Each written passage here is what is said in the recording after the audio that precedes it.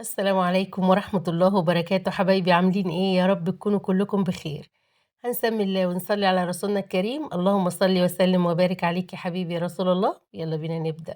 النهارده عندنا شوية لفت بقى يا بنات، هاقول لكم على طريقة وشوية حاجات كده، يعني ممكن تكونوا أول مرة تسمعوها. أول حاجة هنتكلم على تنقية اللفت. نبدأ بالتنقية بتاعة اللفت، وأنتِ بتنقي اللفت في السوق تجيبي التقيلة، بلاش اللفتاية اللي بتبقى إيه، الخفيفة، عشان الخفيفة دي بتبقى من جوّه مش كويسة، بتبقى فاضية كده وهشة وبتبقى مش حلوة، تمام؟ وأنتِ بتنقّي تنقّي التقيلة، كبيرة، صغيرة، نقّيها التقيلة اللي ماسكة نفسها كلّها زي بعض دي، خلاص كده؟ دي أول حاجة التنقية، التنقية بتاعة اللِفْت. تاني خطوة بقى تغسلي اللِفْت كويس، طبعًا لو عندِك ليفة مخلّياها للبطاطا والحاجات دي، هتغسليها بالليفة دي. تمام كده؟ عشان بيبقى فيها طينة كتير وكده، تنقعيه الأول شوية عشان يبقى سهل عليكِ تنقعيه في كروانة زي اللي أنتِ شايفاهم دول، أو طبق كبير يعني، وبعديها بربع ساعة كده هتغسليها بالليفة هيبقى سهل، طبعًا مش تدعكيها جامد تحكيه جامد اللون بتاعه الموف ده يروح، لأ على الهادي كده بالراحة، هتنضف معاكِ بكل سهولة. خلاص، هتغسلي ليفتِك وتنشّريها تنشف وتحطيها في كيسة وتشيليها بقى كان في درج أو في إيه، في التربو بتاعِك أو أي حاجة، ما تسيبيش الليفة مبلولة أو تسيبيها في مكان جنب المواعين وكده، لأ، ليفة البطاطا أو الليفت أو يعني ليفة الخضار تغسليها حلو بعد ما تخلّصي بيها الحاجة وتنشّريها تنشف وتحطيها في كيسة وتشيليها في درج أو في التربو أو في أي حاجة أنتِ بتشيلي فيه الحاجات دي. خلاص كده يا بنات، هنيجي بقى لإيه، الخطوة بقى التالتة. طبعًا بعد ما غسلناه خلاص كويس، وهنيجي للتقطيع بقى، طبعًا بالطريقة والشكل اللي أنتِ عايزاه، مكعبات زي البطاطس المحمرة، كبير، صغير، تقسميه على 4/4، التقطيعة دي بتاعتِك أنتِ، وعلى حسب إيدِك ما بتحب أو متعودة، خلاص كده؟ قطّعنا كل الكمية طبعًا اتغسل كويس، قطّعنا الكمية بتاعتنا كلها زي ما أنتم شايفين.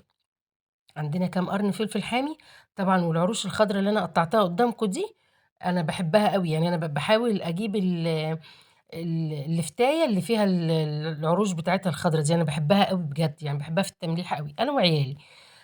المهم زي ما شُفتوا كده باقطّعها برضه واخلّيها في الطبق زي ما أنتم شايفين. خلاص يا بنات كده، نيجي بقى إيه، يعني تحضّري بقى البرطمانات بتاعتِك، طبعًا بتبقي غاسلاها كويس ومعقّماها، بتحطّيها على وش البوتاجاز كده تطلّع بتعقّميها، يعني أنا باغسلها كويس وهامشّيها على النار كده والبوتاجاز وهي والعة من غير ما تسيّحي البرطمان وتخلّي بالِك، كده أنا باحسّها اتعقّمت كويس، أو لو بالنهار بتغسليها وتحطّيها حبّة في الشمس وترجعي تشتغلي فيها. خلاص كده، حطّينا بقى الليفت بتاعنا، باحط شوية الليفت، واحط قرنين فلفل من الحامين دول، واحط حبّة العروش بتاعته الخضرا دي، خلاص لغاية لمّا نخلّص الكمية بتاعتنا.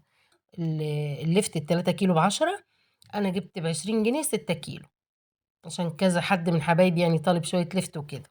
المهم خلاص عبّينا الكمية بتاعتنا أهو زي ما أنتم شايفين أو بنعبّي فيهم كده، وقرنين الفلفل وشوية العروش. هاقول لكم بقى على خطوة في المَيّة يا بنات والله تحفة وخطيرة وفظيعة ويقعد سَنة، مش متخرّط أهو ويقولوا لِك اللِفْت بيدوب بسرعة أو ما بيقعدش وقت طويل، أنا هاقول لكم بقى على خطوة تقعّده وقت طويل وما يجرالوش حاجة ولا يتهري ولا يسوَد ولا يحصل له أي حاجة.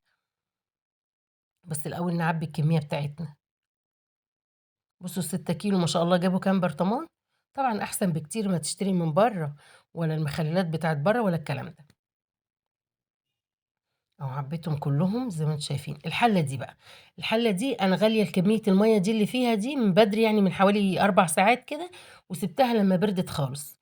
المَيّة دي بقى فيها إيه، فيها كيس ملح ناعم أو خِشن يعني براحتك اللي موجود عندِك، وفيها كمان إيه يا بنات، طبعًا زوّدي الملح ما تقلقيش، لو اللِفْت احدق منِّك هتشطفيه وتحطّي له شوية خَل هيبقى عادي، بس لو طلع مش حادق هيدبل ويسوَد وهيبقى مش حلو، لو حدق مش مشكلة، هيتشطف وتحطّي له شوية خَل هيبقى طبيعي وتحفة، لكن لو مش حادق دلع يعني هيتهري منِّك ويسوَد ويبقى مش حلو، خلاص وهيبوظ منِّك بسرعة.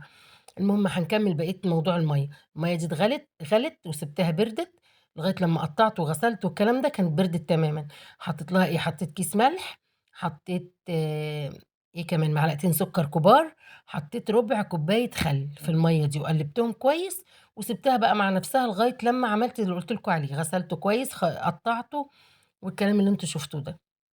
هنرجع نحُط بقى إيه، المَيّة زي ما أنتم شايفين هنوزّعها على البرطمانات. في حاجة كمان، عايزة بقى واحدة بنجر هتحطّي كده كل شريحة أو شريحتين على البرطمان، ده هتخلّيه أحمر وتحفة وطعمه وشكله تحفة، خلاص؟ عندِك مَيّة بنجر زي البرطمان اللي أنا وريته لكم وأنا باتكلّم ده، تحطّي منّه شوية برضه براحتك. أنا كان عندي مَيّة بنجر كنت سالقة بنجر وعندي مَيّة كنت حاطّاها في التلاجة يعني قُلت لو عوزتها، بس أنا ما كمّلتش بالمَيّة بصراحة، أنا كان طالما عندي بنجراية قطّعتها على الوش كده وكل برطمان حطّيت له إيه، شريحة أو شريحتين والكلام ده.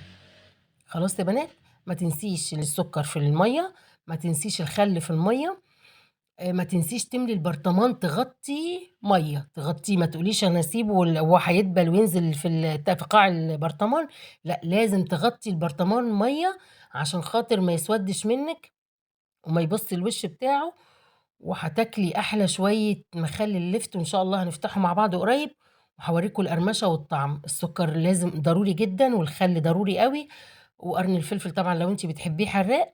يا رب يكون الفيديو عجبكم، ما تنسونيش في اللايك والاشتراك يا بنات، وفي رعاية الله وأمنه، والسلام عليكم ورحمة الله.